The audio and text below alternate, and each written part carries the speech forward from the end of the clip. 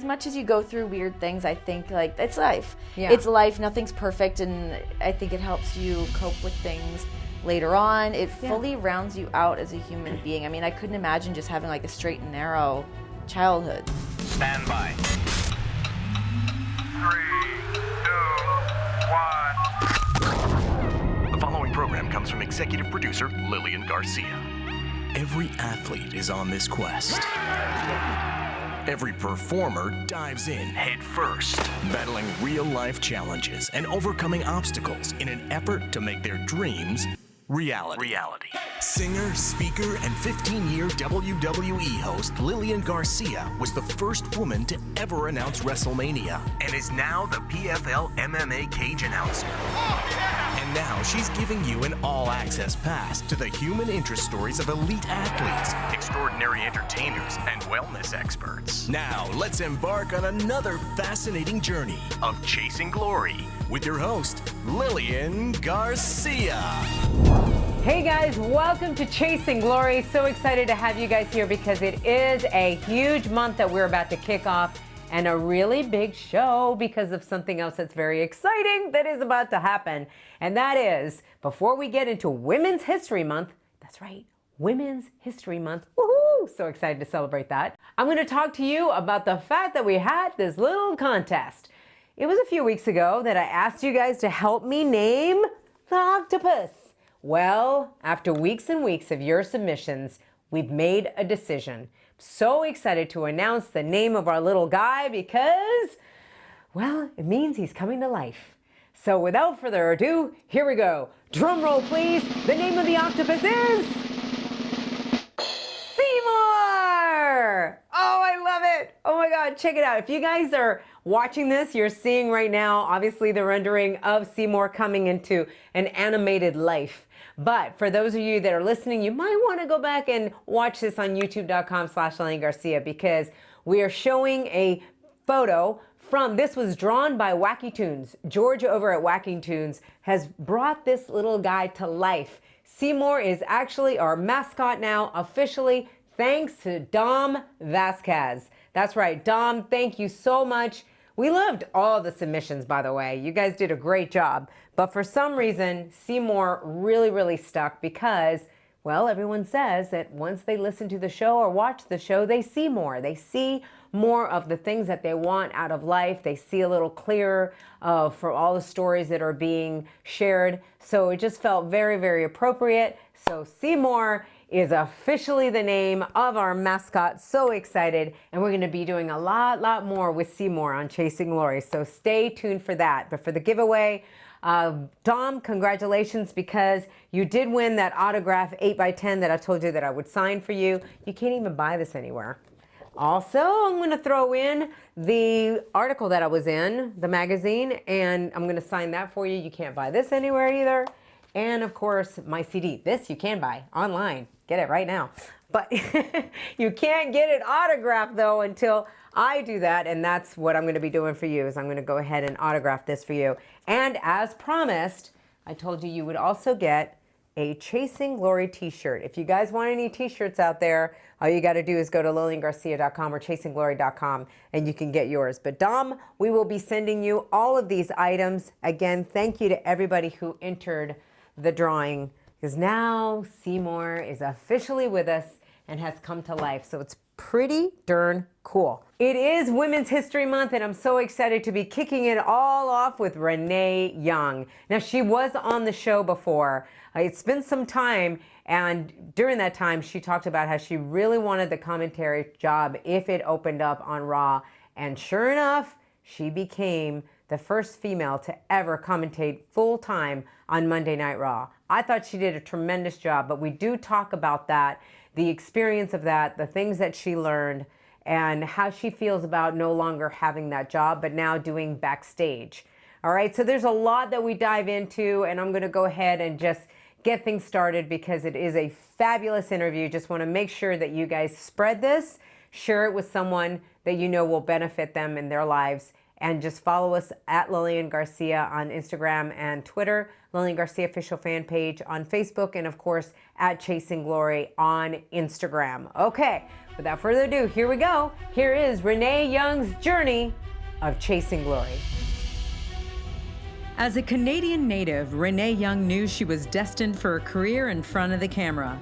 After graduating high school, she would join Second City, starting her path into a career in comedy, even traveling to Los Angeles without performing a day in her life. After moving back to Toronto, she would start producing her own show, which eventually led to working for the Score television network, where she would actually host a post-show for Monday Night Raw and SmackDown, where her love for pro wrestling would return after being a huge fan growing up. In the show, Renee was able to show off her quirky and comedic personality and eventually caught the eye of WWE, where she joined the company in the fall of 2012. She would begin to work in NXT as a backstage interviewer, but would rather quickly move up to Raw and SmackDown on a regular basis. She would begin doing commentary for NXT and Superstars, becoming the first female in over a decade to be a full-time commentator. In 2015, Renee would host her own show on the WWE Network called Unfiltered, where she interviewed many of her fellow WWE employees and also co-hosted the latest season of Tough Enough. In 2018, she would make history by being the first woman to call an entire episode of Monday Night Raw and would join the commentating team full-time shortly after. Renee would also join the cast of the 6th season of Total Divas, where she let the viewers in on her personal side, and the audience was able to see an in-depth look at her marriage with Dean Ambrose. Outside of wrestling, you can see Renee cheering on her hometown team of the Las Vegas Golden Knights, as well as currently hosting the Fox Sports 1 studio program, WWE Backstage, where they discuss the biggest news and stories of the WWE. This Maple Leaf beauty continues to show the world that she's more than a pretty funny blonde. Get fired up as it's about to get real, raw, and inspiring with Renee Young. Here we are Yay! again. Oh my God, I'm back on Chasing Glory. What a dream. Look at this. Yeah, Congratulations. last time we were sitting underneath a tree. Yes. In Ontario, right? Was it Ontario? No, we were in California. Ontario, California, though, right? Oh, yeah. Okay. I'm thinking That was very Canadian of you. Right? Wow. We were sitting under this tree, remember? It was like throwing Did we sap have or sunburn? something. It Yeah. was wet. I Yes. was like, what the hell is falling on That us? was weird. That was a trip. Now? Yeah, look at this. Wow, you've like grown it to such a brand. It's really cool. Congrats. Thank you.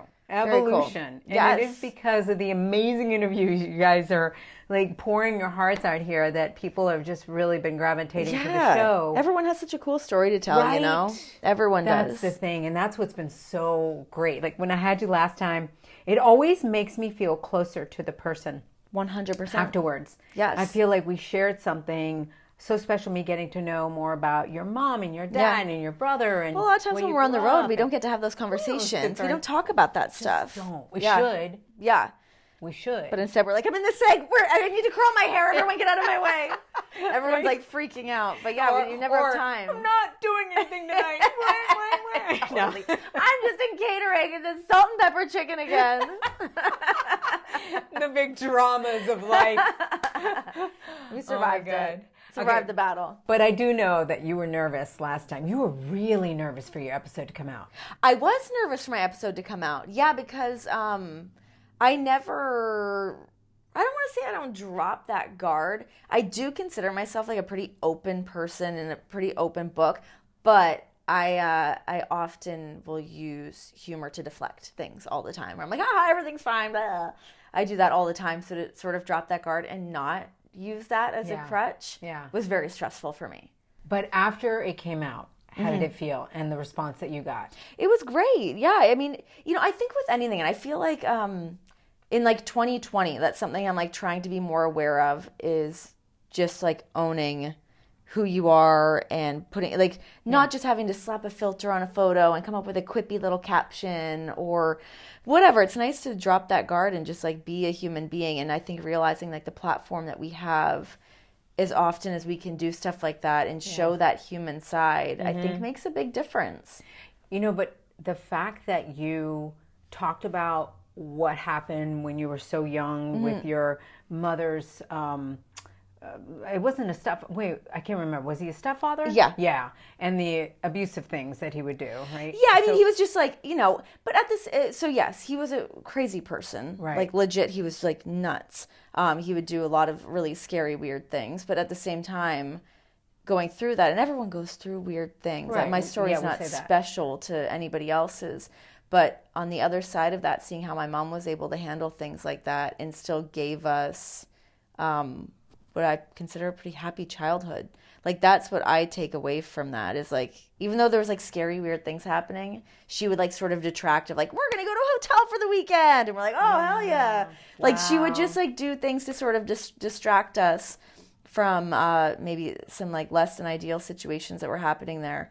But, and again, I mean, as, a single mom, my dad was involved as well. But I mean, she did so much work to make sure that I never missed ringette if I wanted to play. I mean, I played ringette, which is like hockey. Oh, is it? I was like, what's ringette? Yeah, no one knows. I always have to have like the follow up. But I played that until I was like 18, 19. I played for a really long time, and it's not cheap to do that. You need skates, you need equipment, you've got early morning practices, you've got all this stuff to do. Like, I never went with the things that I wanted to do. And, even when I wanted to deviate into getting into this career, my family was always around and supportive for that. Of like, I remember calling my dad, and I decided not to go to college. And I was like, can I have $250 to go to Second City? That's like what it costs to take my first round of like improv classes there. And he was like, all right, here's my credit card. And he's like, I guess I dodged a bullet of having to pay actual like college tuition. Oh, wow. But yeah, I as much as you go through weird things, I think like it's life. Yeah. It's life. Nothing's perfect, and I think it helps you cope with things later on. It fully rounds you out as a human being. I mean, I couldn't imagine just having like a straight and narrow childhood. Those are the real maniacs. The silver lining, though, by listening to your story, I was like, well, you did get attracted to comedy because you were trying to deflect such heaviness that was happening to you at such a young age. That comedy became your way to release, and Always. it's like, yay! Yeah. Right? Because it has led you to something that you love to do. Totally.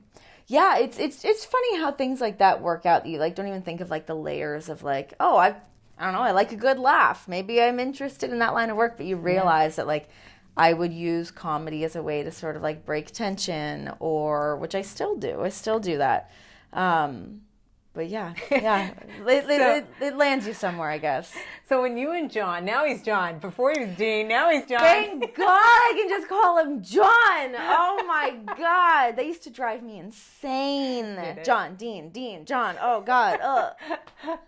Yeah. Oh my God. It was always like unnatural in my mouth to say Dean. Yeah. It was weird. So with Jon, when you guys do get an intense, because come on, married couples, we fight. We love it. We love a good battle. Do you break it with comedy though? No. No. I usually like, I'm going to sleep in the other room, and he's like, no, you're not.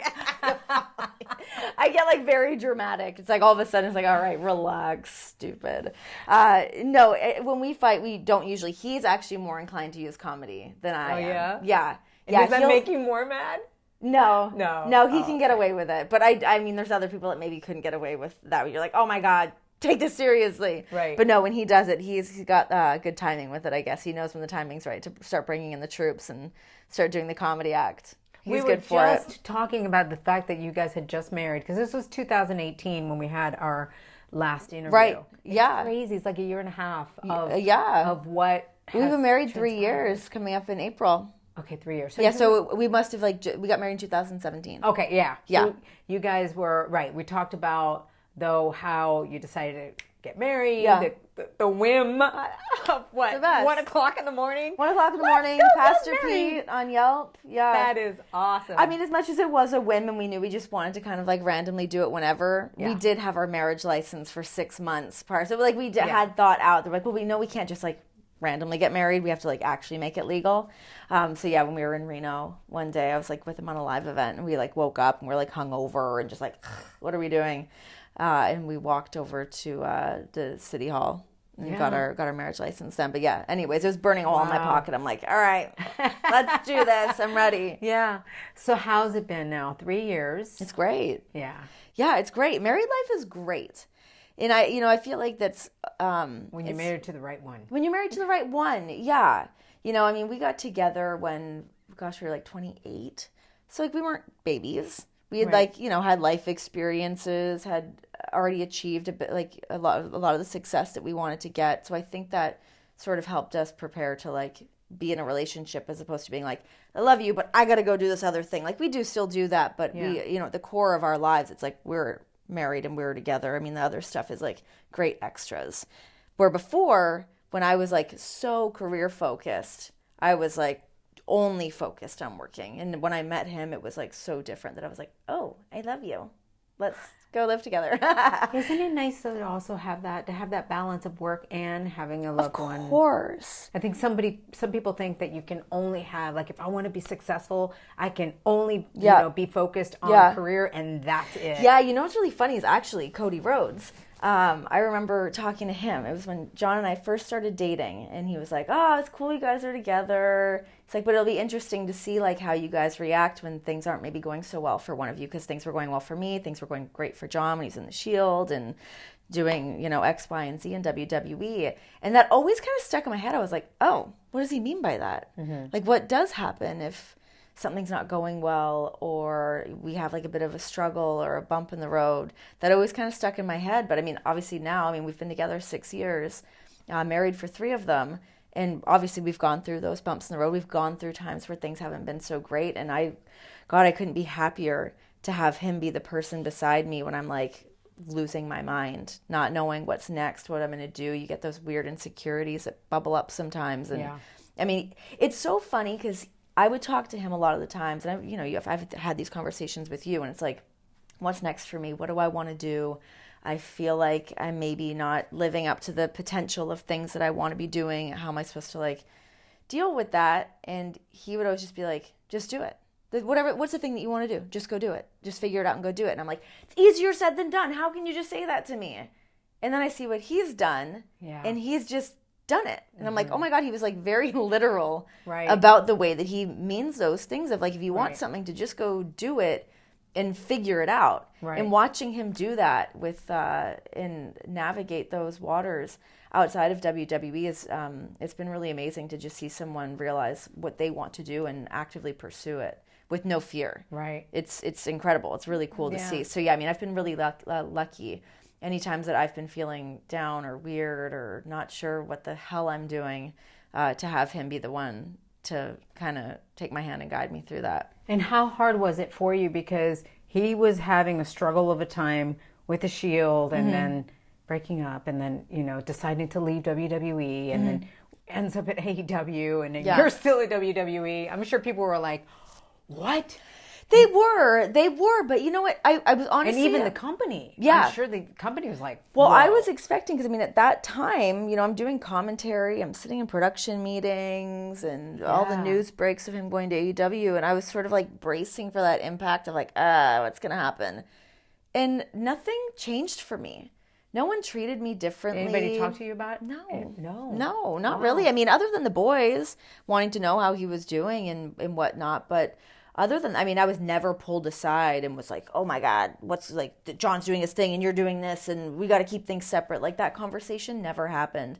That's good. It was really easy for me. It was easy for me. It sucked for me not having him on the road with me. My biggest issue was like, damn, we don't get to travel together, or like you're not in the hotel room when we finish the show. I miss having those moments. But that had to be a hard decision for him to be like, I gotta go. No. Which means means I'm not going to be on the road with you. No. No. Okay. He was that unhappy. Well, our work is separate. As much as we work in the same industry and we do the same things, we're just a regular couple that happen to work in wrestling. So he wants to go off and go do something else. I'm not going to be like, oh my God, you're not on the road with me. No, you've busted your ass since you were a kid to achieve this like gigantic dream. Don't sit around to meet me in catering after the show. F so that. No, you go do the thing that you need to do. Like go knock on those doors, go to Japan. When the hardest part was when he went to go do the G1 in Japan, he was gone for 4 or 5 weeks. I was like, oh my God. But I was in Toronto. I was like with my friends and family and stuff. So it's fine. But yeah, it really wasn't that because like, you know, when he came to me and said that he wanted to leave, I was like, sure. Yeah, I mean, when you know, you know. And when you want to go do something else, you have to go scratch that itch. Yeah. You can't sit around and wonder about the what ifs or, you know, missed opportunities. Time goes by too quick to sit around and like him and haw over stuff. So no, it really wasn't a big issue for me. Is he happy? Yeah, he's very happy. Oh, good. He's really happy. That's what, yeah. you know. He has like a different energy to him. It's that's crazy. Because I've only known WWE Jon. Yeah. So then once he was gone and now he's like, oh my God, I mean, to the point that I'm like, can we stop talking about wrestling? Because he loves it. It's his first love. He lives and breathes wrestling. He loves it. So yeah, I mean, he's always like, you know, making me watch Japanese wrestling or watching like old school like Terry Funk stuff that I'm like, all right, yeah, I get it, I love it. But yeah, he's so happy. It's cool to see him like just like bopping around thinking of different ideas and things that he wants to execute, and it's really cool. So do you guys get to see each other now more? Yeah, I would say so. Generally, it depends. I mean, you know, schedules get, it's like, you know, he's got different signings, going to Japan, working with AEW, and then I'm on the road WWE, doing the Fox show. But I mean, for the most part, it's no different really than it was. We're used to having, you know, being pulled in different directions, or if it's like, oh, I'm going to be here for a weekend, he'll fly there, or I'll fly where he is, and it's fine. All right, so you've just said it. You were on the road, WWE, all the time, and then you were off the road. Doing Backstage. Yeah, it was weird. It was really odd.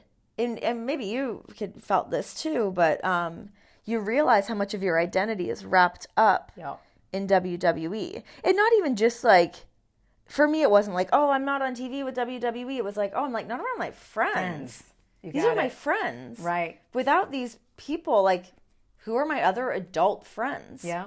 I don't really have any. That's been the biggest problem. So you get plucked out of your life, and you're like, oh, shit, what do I do now? It's weird. Yeah. You feel like a little bit lost at first. You're like, oh my God, like, what's everyone up to? What's going on? It's weird. And like, you know, I'm not really one to just like reach out and text with people. I want to see people in person, shoot the shit with them. So you gotta all of a sudden like have to like reach out and be like, are we still friends? What's going on?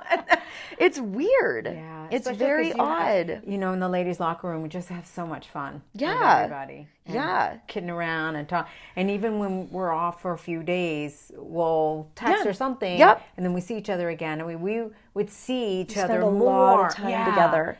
A lot of time together. Anybody at home. So same thing happened to me when I was, you know, when I left. All of a sudden it was like, well, I want to go out and have a drink with my friend. I'm like, oh yeah, but my friend lives in Toronto. You know, as far as exactly. Like, we're all spread out so much. But it's also so weird too, because you know I'm off the road, but now my other tie to WWE is also not there because Jon's not there. Right. So I don't have him being like, oh, this happened at live events or this happened on the show. Yeah. I'm not having that. Like now he's telling me about other people that I don't even know. I'm like, oh, I don't know all these people at AEW. I don't know them that well.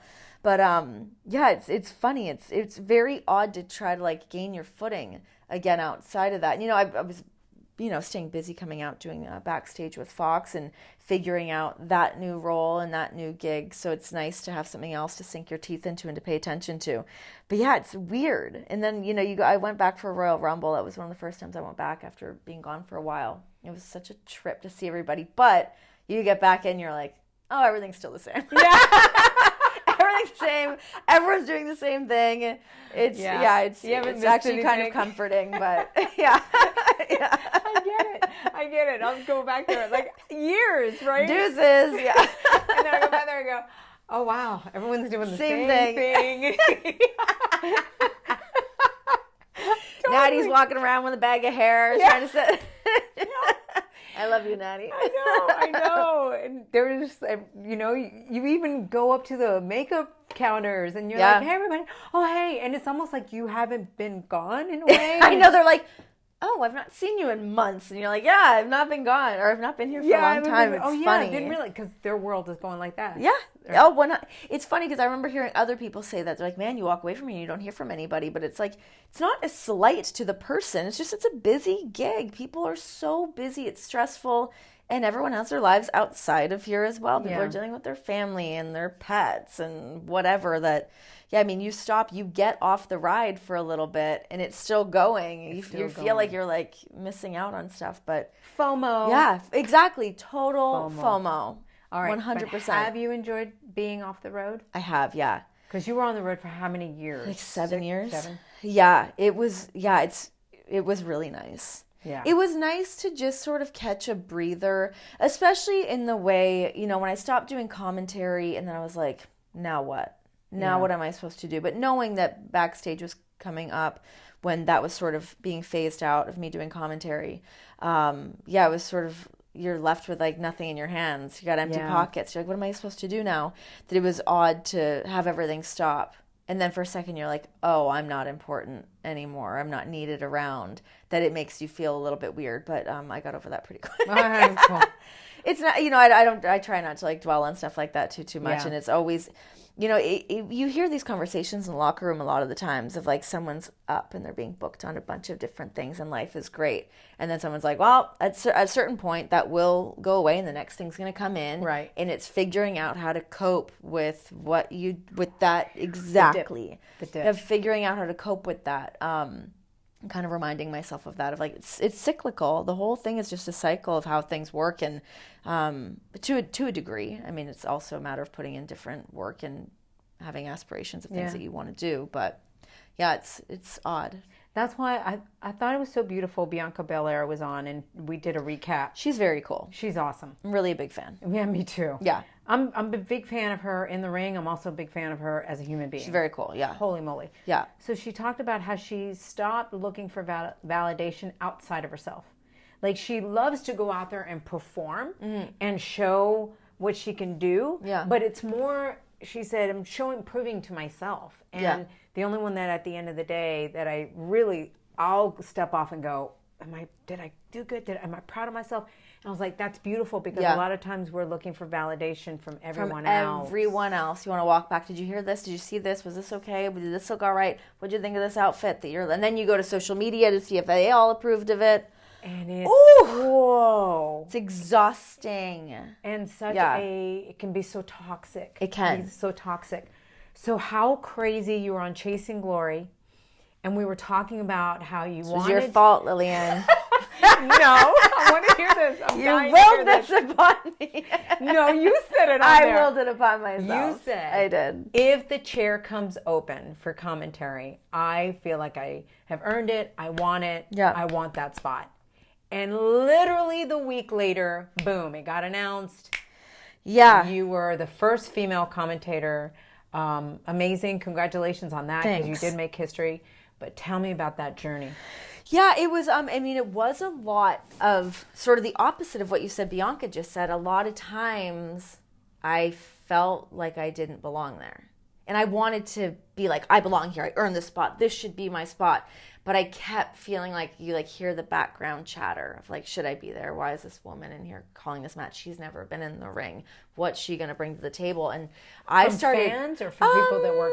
I just think in general. Okay. Say in general terms of me just sort of feeling like, oh my God. But, there was a ton of support, like an immense amount of support from a lot of people. And that was really, really cool. But you tend to be like, I want to listen to what the negative people are saying because I'm feeling insecure and weird about it. So they're probably right.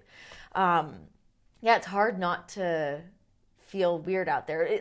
When I went out there, when I went out to do my very first Raw broadcast, when it was sort of like my audition, my trial, I was like, I've got this. I was so confident. I felt so good about it. I didn't feel like I stumbled. I was ready to own that spot. It really felt like it was the time, the preparation, everything came together, and it was my moment to go out there and do it. And I felt great about it. Everyone was like, great job. Vince is sending out a tweet, which never happens. Wow, I was like, oh my God, this is great. And then finding out that you have the job, and then everything else starts to settle in. The nitpicking starts to happen.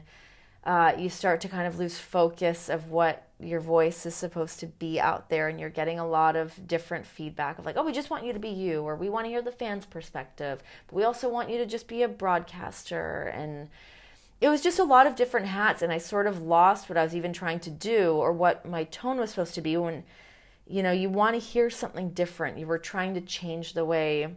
WWE is constantly evolving. We're constantly trying to change, but at the same time, it's hard because as much as people want change, I don't know that they really do. Right. They say they do. Like it's such a cool thing. Change, and then you give them change. They hate it. They hate it. They're like, no, we want the good old boys back. We want to hear things the way that it's always been. And it was also an odd time too because Jon had just returned from injury. He was doing a heel angle. So I'm trying to, and as I said, he lives and breathes this. Right. I did not want to mess up his comeback. I didn't want to mess up talking about like how his matches were. I didn't want me to be a focal point of what he was doing in the ring. It's impossible. Right. It's impossible to be on the commentary desk and not be like, so how's it like at the dinner table with you guys? Yeah. It's like, and Corey would bring it up as well, right? Corey would bring it up, yes. Yeah. Corey would. Via Corey. Yeah. Yes. Via Corey. Okay. Yes. But yeah, it was odd. It was hard, but there was a lot of times that I really did enjoy it. And then also, we bring up Corey. He's one of my best friends. So I was like, awesome. Cool, we get to work together. This is going to be great. We've got such a cool chemistry. Yeah. But it doesn't work that way out there because it's like you're calling matches. He's doing his thing. Him and Cole had such a dynamic. They were like, as they do on SmackDown now, they didn't need a third person. And by the time they were done doing their deal, I was like, oh, everything's already been said. Go get him. That looks great. Like, oh my God. Like, I'm already inexperienced in this gig. And I'm like, shit, everything's been said. But there was times that, like, I would be like, and I would be going to say something. It would be the next thing to come out of their mouth. So I'm like, okay, I've got to be kind of on the right track. I'm thinking the things that they're thinking. I don't know. I didn't have that polished version of, Michael Cole is so good at what he does. He is such a professional. He's one of those people that people like to talk a lot of trash about him too. They don't even realize he's such a pro. How good he is. Yeah. It's insane. Take him out and people will start missing. Good luck. 100%. But yeah, it was something that like, I was getting very bored in WWE. I can't stand there and just do a quick question and be cut off and not really get to do anything. I love doing the kickoff panels at pay-per-views, but it happens once a month. So you're like, all right, I still need something else to do. And that just seemed like it was a natural thing. Then I'm like, all right, if they're going to put any woman in this spot, please let it be me. I really, really want to do this. And I was up for the challenge. Like, I really wanted to take that challenge and try to make it awesome. Like, I really, really wanted to make it succeed. And then, you get kind of down on yourself. You sort of feel like you're waiting to get the call into the office of like, we're not doing this anymore.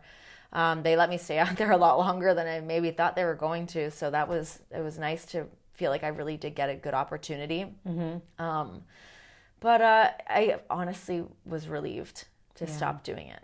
I felt relieved that I was like,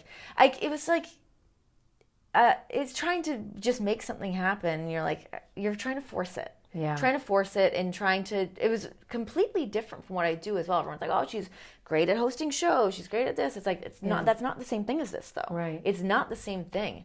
Calling a wrestling match is not the same thing. It's not the same as calling a football match. It's not the same, or football match. Football game.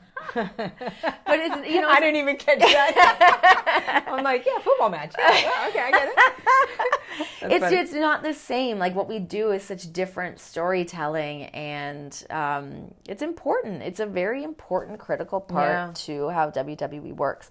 But I'm a TV host. That's what I'm good at. I'm good at, being like a fun personality that people want to hang out with. They don't need to hear me talking about, oh my God, Brock Lesnar's going to kick the shit out of this guy. Like, it doesn't work. It doesn't, like, even me I was trying to change my voice even to try to cut in with the guys. Yeah. To try to, I feel like I had to like lower my voice a little bit to like be a little bit more authoritative and to kind of match their levels. That. Yes. Actually, yeah, I noticed your voice changing. I felt like I had to. Because otherwise it's like if I pop in just like, hey guys, it's like, oh my God, shut up. But there's so many different things that you have to think about in that spot. But I'm glad you tried it. You would have never known. Me too. What's the biggest thing you learned from there? And what's the silver lining of it all? I think the silver lining of it is probably just to like step up to the challenge. Whether it's going to be like, is it going to be the thing that people remember me from? I hope not. I hope You're not. being too hard on yourself because I I can be hard on myself too. And so I would have many conversations like this with Jon because I'm like, Jon, am I the worst commentator you've ever heard? He's like, no, like, I don't know why he's like, you have it in your head that everyone thinks that you're horrible. And like, he's not a social media person. So that's like not a thing for him. Yeah. He doesn't read that stuff or look at that. So it's like, he's like, these are strangers. Why are you listening to what these strangers are saying about you? But yeah, I would kind of bounce off him. But then, you know, you're like, oh, it's just my husband. He's just being nice to me. Like, you'll come up with excuses to feel sorry for yourself or feel like you're doing wrong or that I felt like I had imposter syndrome. You know, like I was like, I don't know. Well, if even you changing your voice, it's not authentic to who you are. Right. So anytime But as a broadcaster, we have to do that sometimes. No, I get that. But when you're doing it full time, yeah. Sometimes and you're not, and it's because you're trying to find, for forever it took me to find my own tone, my own inflection and ring announcing. Which I never had an issue with that in any other gig. I was like, I know what I'm doing, I know my tone, I know my inflection, I know what that is. But like when you're doing that and and also just not being on camera, as stupid as that is, you think about things much differently. Yeah. I don't know, it's probably boring, no one cares about that, but it's weird. Yeah, it's like when you're like not on camera and you're sort of navigating like how your voice sounds, just like calling a match and just trying to like sound like you know what the hell you're talking about within like a 2-second span to try to like, get something in the right spot. And like, you know, even like moments like, God, I called like Undertaker matches. What? That's crazy. It's insane. Like those moments, I mean, there was some really cool moments of like Undertaker coming back and like you hear his gong. I did not know that was happening. So I'm like, oh wow. Like cool. Freaking out calling his matches. You know, you've got like Shawn Michaels coming out to do stuff. Like just moments that you never thought would happen. Like it's cool enough to step into that role and getting to call your friends matches and be a part of WWE history. Right. That's cool. But as like a fan, you're like, oh shit. Yeah. It was really cool. And like, you know, I get to call it a main event of WrestleMania. Yes. And Saudi Arabia. And Saudi Arabia. Yeah. I mean, that had to be incredible. It was. It was really cool. It was when I found out I was going there, I was like, oh my God, like, should I be nervous? What's going to happen? Like, what, I didn't know what it looked like. I couldn't picture it. I couldn't figure it out. Tell us a little bit about it. But yeah, once I got there and like, it was like figuring out to get the attire right. To be respectful to the religion, to be respectful to the culture there. Like, I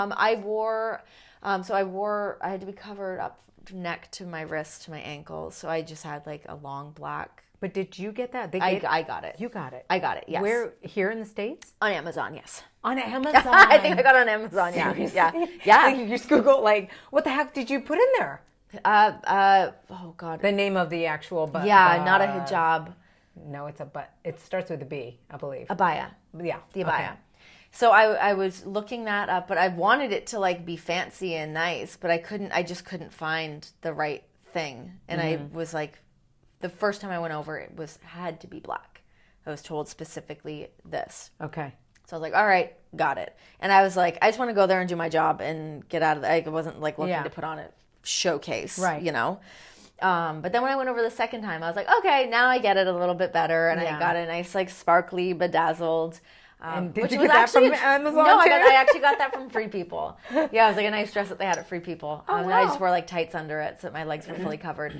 But so the coolest thing about going over there, I mean, we get there, we go to the hotel, and having so many kids and like women. They would be like, oh my God, we're so happy you're here. Aww. Like, it was really cool to have people stop and say, like, just like appreciate that I was there to call the matches. It was hope. Yeah.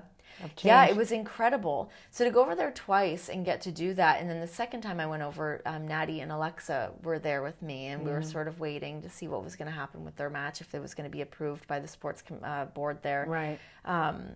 but yeah, I mean, it was just such an incredible experience. And, once Natty and Lacey finally got to have their match there, I mean, that still gives me goosebumps to picture them hugging the women in the crowd and seeing, like, we're walking out not like from our gorilla position, but we're walking out to get to our announce table, and you're passing these little girls that are like screaming your name. Like the fact that little girls in Saudi Arabia know who knew Renee my is? name was like, oh my God. It was really such a cool moment. It was a great experience, truly. Man. Yeah. So see, you were supposed to be in that commentating.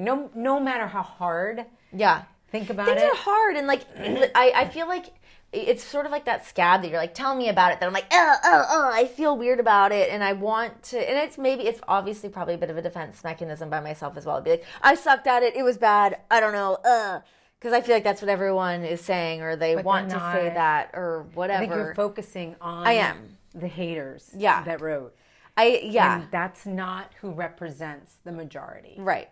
The majority of people will totally behind you. 100%. The majority of people don't know what commentators really supposed to sound like. I think that's what my issue is people are like, why were you not good at that? You were good at these other things. And it's like, well, no, it's different. I think that's sort of where my defense comes from too, is like, oh my God, I respect the hell out of anybody that does a commentary gig, because it's the hardest job I've ever done. Yeah. Hands down, it's the hardest job I've ever done. I think I told you that was my audition as well. They put me in there. And they did that to me too. I was like, excuse you? I called like a Sheamus match. I called X-Pac and Road Dogg and all that, and I literally took off the headset and I went, you're not hiring me for that. I did the same thing. I went in for my audition, and they actually had like a set like doing like a talk show kind of thing, which is what I've been doing in Toronto. So I was like, not a problem. And then they're like, all right, now you're going to call us match. I was like... What? Yeah. Why? Why are we doing this? I did it with Matt Stryker, and he was probably like, bye. Yeah, I had not a clue at all. But I mean, it was a really cool experience, and it's cool to test yourself. Mm-hmm. It is nice to put yourself under that fire, as much as you can go home and be like, oh my God, I just want to like rock myself to sleep and everybody leave me alone. Oh my God, I think it's okay. But it's cool to really like, to test your skills, see what you can step up and do. Because I mean, you go out there and call 3 hours of live television a week. It's like, ooh, God. Right. It's a lot of work. It's a lot of preparation. It's like, oh my God, I would like sit and try to pick Paul Heyman's brain. I would try to talk to Graves about it. I talked to JBL about it. Like, there's so many people that I was like just looking for. Like, I was looking for someone to give me the answer. Like, there's got to be an answer to this equation that I'm just like, oh my God, that's how it works. But it's not like that. It's also time. It's timing. And again, it's like Michael Cole's been doing this for 20 years. Years, exactly. He's been doing it forever. If you listen to the way that I announced my very first match when I got there, I can't believe they actually gave me the microphone the week after. Seriously. It was so bad. So that I had to take that journey, and then luckily they gave me that journey to find my inflections. And I didn't have to do it under the microscope of Twitter. Well, that's the difference now as well. Huge. And I think always, I wrote like, you that too when you went off on somebody who wrote and you said something on Twitter. I wrote back and I just like, Renee, you're doing great, and thank God. And I said I had to do the same thing, learning on the job, right? Yeah. And I sucked at it when I first began. Like, but you didn't suck. That's the difference. I was so bad. Oh my God! You didn't. Please. And I think that's why everybody was so excited too. Like I said, 80% of it, everybody was so excited. I know. It really is a classic. Like, you're feeling a little sorry for yourself, and somebody validates that, and you're like, they're right. I do suck. It's stupid. But I always feel bad when you see someone putting in all this prep work, and they're like, they seem like they're ready for the opportunity. Maybe they're not. And then they're like, sink or swim, babe. You got to figure this out. And you put them out there, and you're like, no, it wasn't the right time. And I'm not talking about myself. But in the world that we live in with social media and this like knee-jerk reaction that people have, that like when I first started doing this, I did not have that. So you could try things out. You could see what worked and what didn't work. And I always feel really bad for people that are just catapulted into this spotlight that aren't prepared for that. Because it's hard. It's really, really hard. I want to give a message to people out there that are so easy to also be on their phones, on Twitter, and blasting and sending hate and judgment and quick, it takes a lot when you put yourself in the limelight. Oh my God. Well, Bray Wyatt recently posted about that. I guess it was a few months ago, but he did a post saying like, this is my life's work. Yeah. This is my work. This is my art. This is my craft. I am paraphrasing here. But he's like, people that have these negative comments, you don't realize what that does to somebody's mind. Right. They were human beings that are being vulnerable to try to entertain, to try to, put on a show. And then to have somebody like, you suck, this sucks, this is stupid. It's like, you hear it. And as much as people are like, shut it off, you don't hear it, don't pay attention to it, it's impossible. Yeah. Like, it's really impossible because it's like you want to see what like engagement is like, if people are even watching shows. Like, you have to check in on certain other things, so there's no way to just avoid hearing people's comments about it, because that's not accurate either.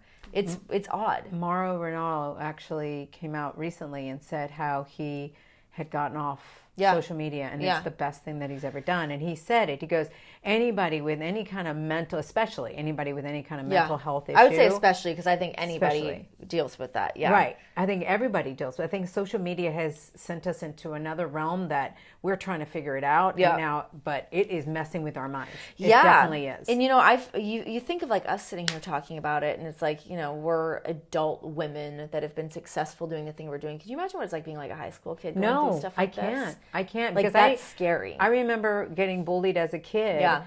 Just in my school. I can't imagine if any of that stuff would have been actually put out to the world. Yeah. It's really scary. Yeah. It's really scary that people have this platform and choose to use it like that. Feel the need. It's crazy.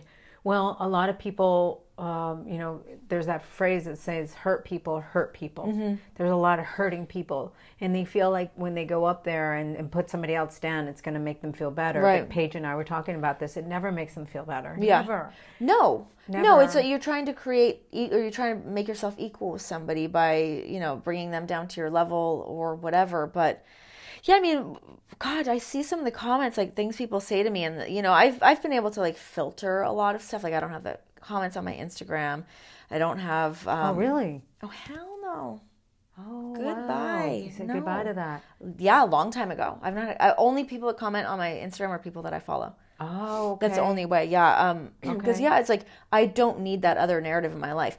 And like, there'd be times that I would open my Instagram and I'm like, oh my God, there's like hundreds of messages, which to me means some people are going back and forth on something. And you look at it and they're tagging my mom and stuff. They're tagging my dad and stuff, my brother, my sister-in-law, like stuff that's like, okay, you can like say some shit to me and that's still not acceptable. But like, you want to drag in my family to stuff like that. Right. That is like also stuff that you're making up. But you must have resonated. Though people also react to people when they're resonating in some way, right? Because they won't react to people that they don't care about. Sure. So obviously they're caring. You're in there, or like I said, sometimes they see you so talented that they can't handle that. So they're like, I'm going to just not go down a notch. Right. Yeah. And so they'll welcome back to Earth, bitch. Yeah.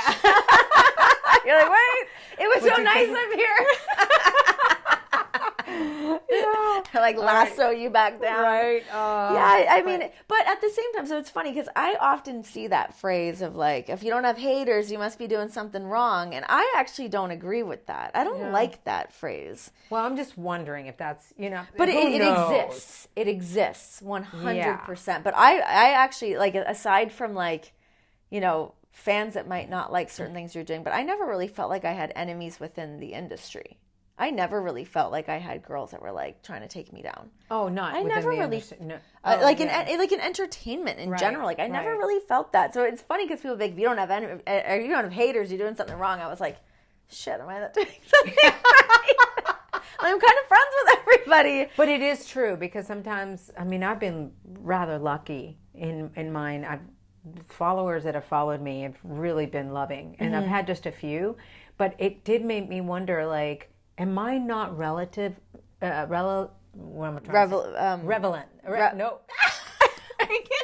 relevant, right. Yeah, it's relevant. Am I not it's our relevant first day enough? on the job, you guys. Right? But I go, am I not relevant enough where I'm not getting a lot of hate, so maybe I'm not worth it. Isn't that fucked up? It is. It's messed up. That's crazy. It's messed up. Where I should be like, it's it's crazy fine. to think that It is because I've fine. thought the same thing. I'm like, do I need to do something controversial? Like, what do I need to do?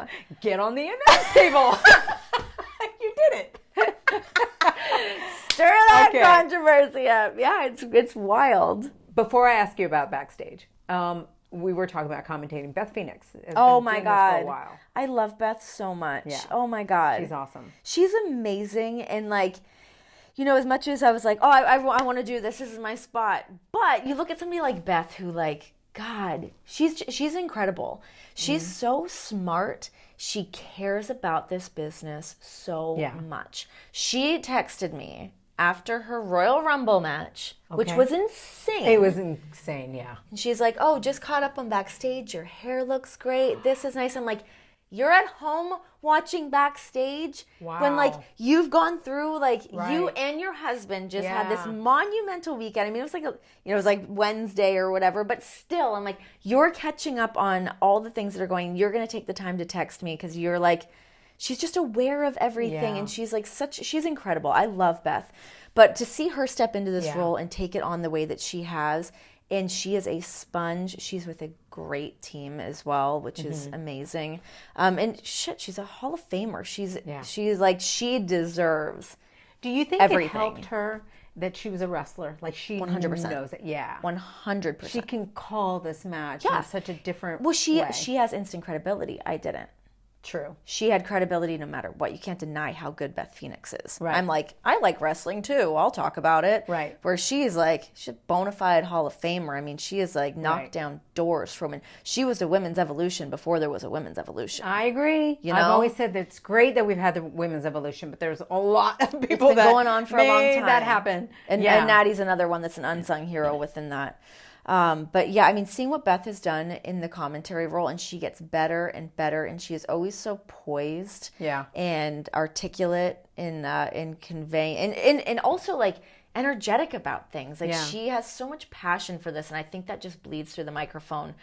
So it's hard to not love her. It's funny because people will be like, "Wow, you're really great on NXT tonight." To me, I'm like, "Thanks." It's Beth. Oh my God, isn't it something? You got both have blonde hair and everybody's just like, we all look the same. To be fair, she's from Buffalo and from Toronto. Our accents could be a little similar. Funny. All right, Backstage. So funny. Backstage. Yeah. How's that been for you? I love it. Yeah. I felt like as soon as we started doing chemistry tests, bringing in people to see like who the co-hosts were going to be, what their cast was going to look like, I was like, Mama's home. Like I just felt like a duck to water of like, oh my God, I'm back doing the thing that I love. It was like relief, and not just like, oh, I'm back in like my comfort zone, but that's what I love to do. That's what I've always wanted to do. I've always wanted to host shows. I wanted to be Johnny Carson. Not that that's what I'm doing in Backstage, but I wanted to do that. You know, I wasn't looking to be Gorilla Monsoon. Thank God. I was trying very hard to fit that in. But yeah, I mean, to step into Backstage and have that host role again, sitting with my friends talking about wrestling. It's great, and not in just sound bites. I cannot talk in sound bites clearly. Yeah. So to be able to just have conversations and steer that ship and be back in that A role, being in the C role was really hard for me. I'm like, oh, everything's been said and done. Now what? Right. So to be back in that A role and be back in control of the show. Maybe I'm just a control freak. I don't know. No, you do a great job. But I love it. How has it been with Booker and Paige and even CM Punk? The best. Christian? I mean, so Booker was a person right off the bat that I really wanted him to be my co-host. You did? Yeah. Why? I've always enjoyed working with Booker. He's one of the most respected men in wrestling, I think from everything that he's done, everything he continues to do in the world of wrestling, and he just brings a good attitude. He's never in a bad mood. No. Like he's always in a good mood. He always brings energy. He always brings that like entertainment aspect, whether it's your champagne wishes and your caviar dreams or selling his beard oil. Yeah. He's always doing something, but I love working with Booker.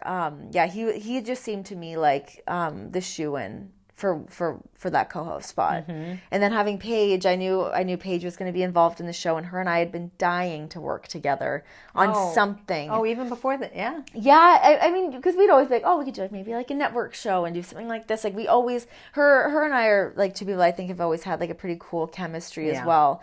So trying to find a way for us to finally get to work together and then have that happen, and then bringing CM Punk in, I think that was such a cool moment to be a part of CM Punk entering back into the world of wrestling. Yeah, you were the only one that knew, right? Yeah. When did you find out? I had been talking to him, trying to convince him. Oh, really? Yeah. Because you guys were friends for a while? Yeah? Okay. Yeah. So I've been trying to convince him for a little while. When I like heard his name being thrown around, I was like, should I reach out to him? Like, should I try to like see where he's at? So we have been talking a little bit. Yeah, and I was just like kind of like begging and pleading. I'm like, it'll be good, it'll be fun, I promise, it's going to be a great time. So I just sort of did like the best selling job I could possibly do to try to get him to come on and do it. And then when he finally was like, all right, let's do it. And to keep that secret was like, how long did you have to keep that in? Maybe like 2 weeks. Oh, wow. You're like, hurry back. back. I mean, you can see the ridiculous look on my face when I was like counting in to bring him on the show, and like no one knew. But I was also like, how's everyone going to react to this? Right. What is the reaction going to be? But it was funny to like hear that Cult of Personality music hit again, but we're not in an arena. Right. Like you're used to like that big pop when somebody comes back. I'm like, oh shit. So I'm like, Hercules! Like I'm like so excited that he's back. But yeah, it's been really cool. I wish that we had him on more episodes. Because we only, we see him like once a month-ish, something like that on the show. How come it's not more? I don't know. I think that's above my pay grade. Got it. Something to do with that. Okay. But yeah, it's really cool. I think we've got a really cool group having Christian on. Yeah. Christian's somebody that having him in that spot has been really cool too. You see him, he does like a lot of the kickoff panels. He's starting to like be involved in stuff like that a little bit more on the broadcast side, but he's somebody that's just like a wealth of knowledge as well. And having guys like that on the show, and I think that's what people want to see on Backstage too, is like they want to hear those opinions. We talked about a ladder match. It was like Ray and gosh, who was it? Anyways, there's a big ladder match on Raw. So it was nice to be able to have Christian come on there and talk about like the importance of a ladder match, the significance of having one on Raw when we've not had one in, it was like 15 years or something like that. But it's stuff like that I think people really want to hear. It's like those deep conversations. They want to like pick those like wrestler brains. So it's cool. We've got a good gang. I wondered when they had their podcast and then their podcast folded. I was just like, what the hell happened? Yeah. And then I see him on Backstage, and then Edge comes on Royal Rumble. I'm like, oh, they're a little busy with something else. By the way, can we talk about Edge's return? I died. Me too. Died. Me too. Because I didn't think it was happening.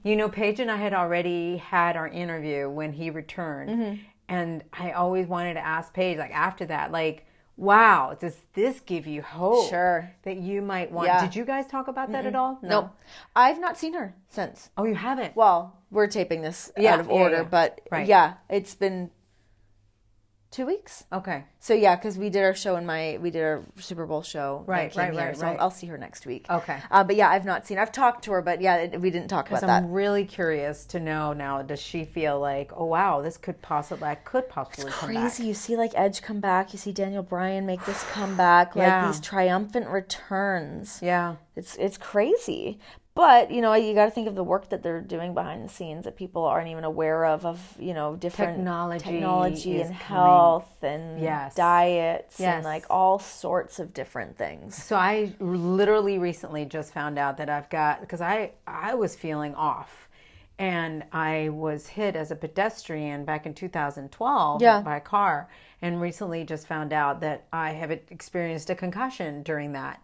And so it's left like a scar. And so between that and some of the mold issues that I've dealt with, candida in the body, now I'm going through this huge... What's candida? Candida is like a yeast that forms in your body. Sugar craves on it. Yeah. Although I don't really do sugar, but I did. Yeah. I did do sugar. But It is insane, though. The technology has come so far that I'm actually doing I'm wearing a card. It looks like a MasterCard or a Visa. Oh, really? And I wear it in here, yeah. And it just reprograms I'm like, whoa, this is like really futuristic Thank stuff. God there's smart people in But the I'm world, right? feeling so There's much people better. that know these things. It's Yes, crazy. so I can understand that now as far as what's going on. Sure. I know you have a flight to catch, so I'm going to be respectful of that. Oh, that's all right. It's been awesome because we can talk forever.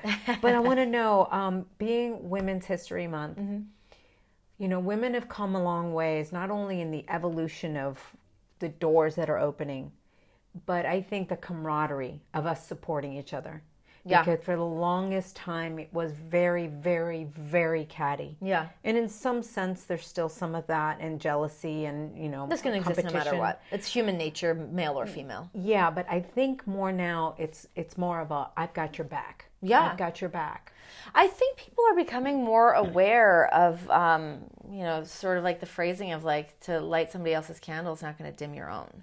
Yes. I think people are really resonating with that of like, oh, if this person's being successful, I don't have to hate on this person. I can be inspired by this person. Right. Or maybe this person can help me out, or, you know, somebody else is carving a path that might lead to another door opening for another woman. I do feel like people's mindsets have really changed. And also, there's just more opportunities. Before, when there's not a lot of opportunities, it's like cutthroat. I need that spot. That's got to be my spot because there's only one. And now there's lots of spots. Yeah. There's way more spots. And I think the more that we can be visible in those roles, I mean, even you look at the women's wrestling matches, it doesn't have to be, there's not one match. Right. It's not one match, and it's not 1 4-minute match. It's like, no, the girls are getting time. There's multiple storylines. Right. There's a lot of talented women, and that's not up for debate at all. Not. It's yes. not up for debate. Right. But even, you know, in my role and in your role that you had in WWE, it's like, think of when you started. Oh, yeah. That was, When I started. Yeah. That there was no one else really. Right. That now it's like, now there's all these other roles, there's all these other women, and it's awesome. It's so cool to have women be represented.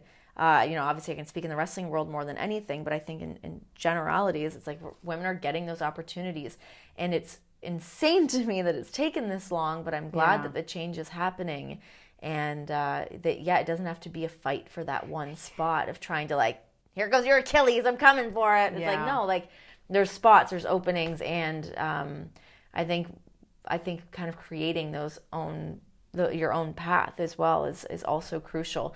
And within WWE, it's like there are a lot of opportunities, whether it's like, you know, I always say to people when they come in, I'm like, go do interviews on .com, go do stuff on social media, go do whatever. Like, that platform is yours. Right. Soak it up. Right. It doesn't have to be just like the one spot on Raw or on SmackDown. Right. Like, there's tons of stuff, and just use that stuff to cut your teeth rather than being put out on Raw and you're like, oh shit, what am I doing? Right. Yeah. I think it's a beautiful thing, just because it's just, you know, well, let me just stress this. I want men to know this is not a bash against men. That No. It's like, women, woohoo, to hell with the men. No. Yeah. I mean, I think it's just, hey, there's opportunities for everyone. Yes. It's not just one faction that's winning, and it's just a few sprinkled women. Right. It's all of us. Yeah. And I think that that's the beautiful thing, is to go, there's Totally. no more holding back African Americans, Latinos, like anybody. Yeah. Nobody is over anyone. And No. that's the biggest message Yeah. here, is to look at talent. Oh my God. Talent, hard work, dedication. That's something I've always like said or tried to like. I've always wanted to be the person for the job. Yeah. Never want to be the woman for the job. Thank you. Like, Same I thing with never the wanted president, that. right? I Yes. don't want a female to be president just because she's female. You want the best person for the job. Who is That's it. qualified for this position? Yes. Hire that person. Yes. But there's also so it's funny. I sometimes think about this, and I'm like, but am I just saying that because like I'm a white woman that has had more privileges, that it's easy for me to say that? Because, you know, if you're somebody of minority, they're maybe just not getting those other opportunities to even be considered for those things. I think there's just so deep rooted that on the very surface level of me just being like, everyone should do great, it's like there is a lot of other stuff that happens below the surface. I think that's really where a lot more of the change needs to happen. Yeah. But it's happening. It is happening. 2020. It is here. happening. You said, and I can't we are believe it is here. taking so long. Yes. Oh my God, I know. Yeah, it's crazy to me that it's taken this long. But I mean, here. you think of a time when women weren't allowed to vote. It's absurd. Yeah. And speaking of that, we are in the year of 2020 voting, so everybody definitely get your voice heard. Okay. Get your voice heard. Get out there and vote. I love how your chase for glory keeps evolving. It keeps winding. Yes. I definitely, as we wrap this up, I want to ask you, though, you wanted to act. You said acting was a dream. Yeah. Is it still a dream? It's still a dream. I mean, it's something that I would still love to do. But I think the more... especially being doing backstage, I'm like, this is what I want. This is the thing that... It's fulfilling enough? Yeah. I mean, I still want more. I'm not just being like, cool, I got it. It's like, no, I still want more. I mean, I want that Kelly Ripa gig. I want that, like, Good Morning America gig. I want, I want that. I want that, like, bigger platform. You know, as you, like, grow and your ideas change, your dreams change, your goals change. It's like, yeah, I always wanted to act. That's something I've always wanted to do. But at the end of the day, I always want to entertain. And I never wanted to, like, be a quote-unquote, like, broadcaster. I don't want to sit behind a desk and be like, coming up tonight on the news. It's like, that's not what I want to do. Yeah. And that's something I've tried to, like, steer kind of away from. And people are like, oh, you're, like, good at speaking. You can just do the, like, corporate-y kind of stuff. I'm like, no, that's not what I want to do. But, yeah, finding those, like, bigger spots to be on, like those bigger shows of, like, I always wanted to work in late night. I wanted to be Chelsea Handler. That was, like, my thing that I was obsessed with. So when Lily Singh got her gig, you were like, hell yes. Oh my God. Like, it's incredible. Yeah. Seeing her do her gig. And honestly, I go back to Grace Helbig when she took over Chelsea's spot initially and got done dirty, by the way, because I think that E fired her or canceled her show in a terrible way. And I thought it was a great show. But you go back to that knee-jerk reaction. We got to make things at work, and we've got to stick to this thing. That's like it's tough. It's tough. But yeah, I always wanted to work in late night, and now that, like, things have sort of changed, I'm working in the sports world. I'm working in the WWE world. It's like, yeah, maybe more of like a daytime gig is what I want to do. Like, do that, like, morning show, Kelly Ripa kind of deal. Something like that would be great. Like Michael Strahan and Kiki. Get me in there. I want that gig. I see it happening. Okay, I told you this Does last it happen time. here? Is this where I make my wishes? Right? Do I have to, like, toss a coin in a well or something? Hey, you wanted the commentary job, and then you got it. So just putting it out there. Hell I love yeah. it. Chasing Hell yeah. glory. Yes. Woo. Congratulations on everything. This is amazing. Thank you. Hell yeah. Thank you. Thanks for having me on again to spew my absolutely agenda at everybody. I love it. Nobody shows the highs and the lows and all of that and what you learn and stuff, but remind people how to follow you on social media. Guys. That lovely social media. Follow me and my dogs at Renee Young WWE. My Instagram is basically a dog fan account. But follow it. It's good stuff. It's good content. Cool. I love you dearly. Love you, buddy. Thanks for having me on. Yeah. Yay. Chasing Glory with Lilian Garcia. Thank you so much for watching. Make sure you guys subscribe to this channel so that you don't miss a single video or a live stream. And definitely share this with a friend. All right, follow the show at Chasing Glory on Instagram, at Lilian Garcia on Instagram and Twitter, and Lilian Garcia official fan page on Facebook. For everything Chasing Glory, just go to chasingglory.com. Until next week, go out there and live with much peace, love, and passion. And remember, always be yourself and trust that it's enough. Mwah. See you guys. Bye. Thanks for joining us here on Chasing Glory from executive producer Lilian Garcia. Don't forget to share this episode with your friends and be sure to subscribe at Apple Podcasts or wherever you get your favorite shows.